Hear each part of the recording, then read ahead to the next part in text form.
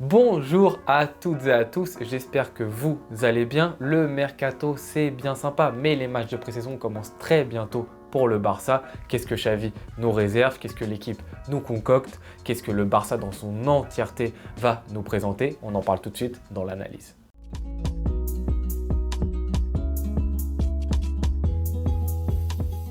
Le Barça se rend à nouveau aux USA pour faire ses matchs de pré-saison, un US Tour qui commencera le 22 juillet et lors duquel on affrontera la Juventus, Arsenal, coucou mes Gunners et le Real Madrid.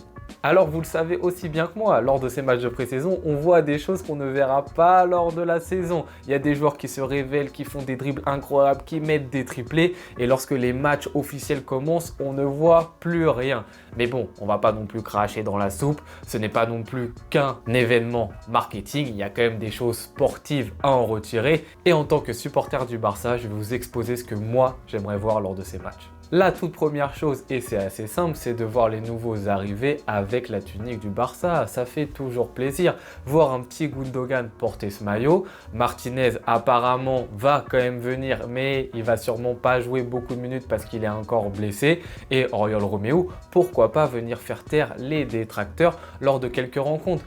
C'est un petit truc un peu subjectif, c'est toujours sympa de voir les nouvelles recrues avec le maillot, voir comment elles vont se comporter, s'acclimater avec l'équipe, c'est toujours sympathique. Une autre chose que j'aimerais bien avoir, c'est des minutes et du temps de jeu pour les jeunes. Pour du Nico, pour du Lamine Yamal, pour du Casado, pour du Abdé ou encore pour du Mikhail Faye. Tous ne vont pas jouer avec l'équipe A, bien évidemment, l'année prochaine, mais c'est important de leur donner du temps de jeu à ces mecs-là. Et c'est dans ces matchs-là de pré-saison contre des équipes qui sont quand même assez compétitives, qui elles aussi vont faire jouer leurs jeunes, qu'on peut leur donner du temps de jeu, qui peuvent montrer certaines choses intéressantes à Xavi. Pourquoi pas montrer un caractère, une envie d'évoluer au plus haut niveau. Et on ne sait jamais s'ils se font bien remarquer, avoir encore plus du temps de jeu que c'était prévu. C'est dans ces moments-là que ça se joue pour eux. Autre chose qui peut être intéressant à voir, c'est la mise en place de nouveaux systèmes. J'ai lu récemment et vu que Xavi, pourquoi pas, l'année prochaine allait tenter le 3-4-3. C'est très important que dès ces matchs de pré-saison, de mettre en place les joueurs dans les positions dans lesquelles il veut les voir avec ce système-là. Par exemple, un 3-4-3, s'il veut mettre un Koundé dans la défense à 3, apprendre à Koundé à jouer dans cette défense parce que ce n'est pas du tout la même chose que quand tu défends à 4. On sait que ça prend du temps, faut des automatismes et ça se prépare à travers ces matchs-là.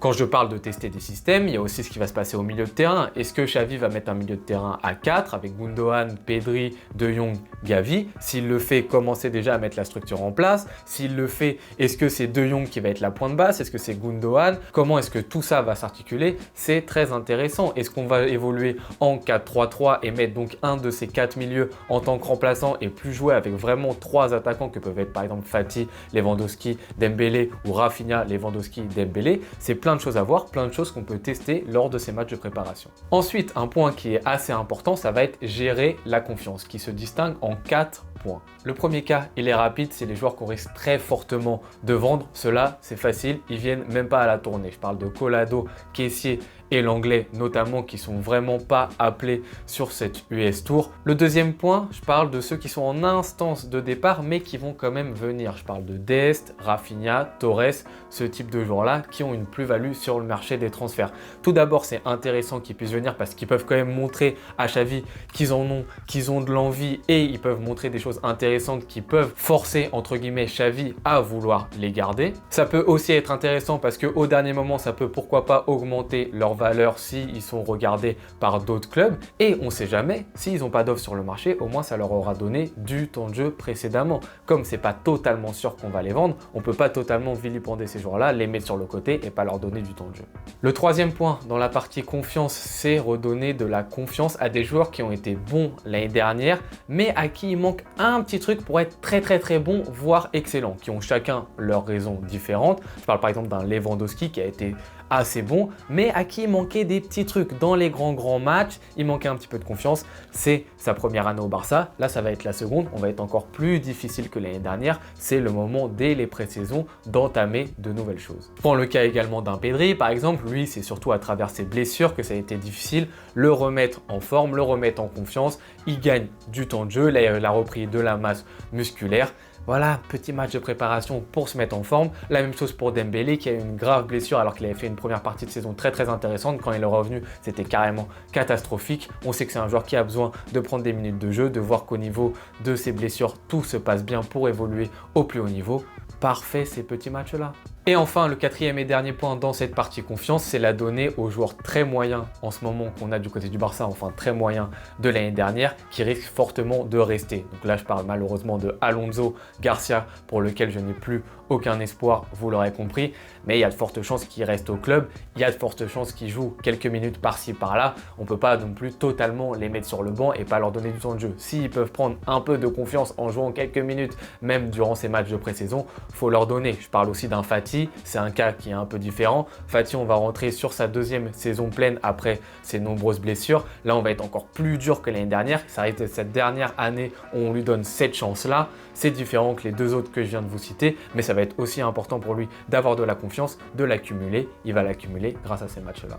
Et enfin, le dernier point, celui qui me tient peut-être le plus à cœur, celui que j'aimerais voir, c'est qu'on ne vilipende pas les matchs, s'il vous plaît. J'ai vu trop de tournées, de matchs de pré-saison où des fois on met des équipes, il n'y a aucune cohérence. Le système doit prévaloir sur l'envie des joueurs. C'est-à-dire qu'on ne peut pas faire n'importe quoi. On ne peut pas prendre un Eric Garcia et le mettre arrière droit, tout ça parce que dans la composition d'équipe, ça va bien aller. On ne peut pas prendre par exemple un Fati qu'on va mettre ailier droit parce que Lamine Yamal, il faut le mettre à gauche. Non, le plus important, c'est de mettre les joueurs à leur poste pour qu'ils soient bons. On peut mettre des jeunes, on met des jeunes par exemple un par ligne, on en met un par ligne, il n'y a aucun problème. On peut mettre des remplaçants, il n'y a pas de problème, mais tant que l'équipe elle est cohérente, tant que c'est pas n'importe quoi. Après, bien évidemment, on le sait que ces matchs-là, à 25 minutes, 30 minutes de la fin, ça devient n'importe quoi dans les compositions d'équipe parce que ça part en freestyle. Mais si au moins sur les 60-70 premières minutes, ça peut avoir une cohérence, au moins dans le système avec des joueurs qui ont des références, on a assez de joueurs dans l'effectif qui peuvent obtenir un ou deux postes et se placer telle ou telle référence. Ils peuvent être défenseur central mais en même temps jouer sur un côté, je parle d'un Araujo. Ils peuvent être ailier droit ou ailier gauche, je parle d'un Dembélé. Ce type de joueurs à plusieurs postes, on en a, qu'on puisse les mettre, mais qu'on fasse pas totalement n'importe quoi et qu'on mette des joueurs juste pour permettre à d'autres joueurs, eux, d'être bien placés. Parce que dans tous les cas, si ce joueur-là phare, il est bien placé, le joueur qui va être mal placé, il va mal jouer. Du coup, toute l'équipe va mal évoluer et ça va devenir n'importe quoi. Donc s'il vous plaît, par exemple, ne mettez pas un Koundé arrière gauche, tout ça pour permettre à Baldé de se reposer. Non, s'il vous plaît, ne faites pas ça. C'était mes petits points, mes petites envies que j'avais envie de voir lors de cette US Tour pour le Barça. Vous, n'hésitez pas à me dire ce que vous voulez voir en commentaire. Je me ferai un plaisir de vous répondre. Je vous remercie beaucoup d'avoir regardé la vidéo jusqu'ici. On se retrouve très bientôt. Bonne journée ou bonne soirée en fonction de quand est-ce que vous la regardez. Ciao.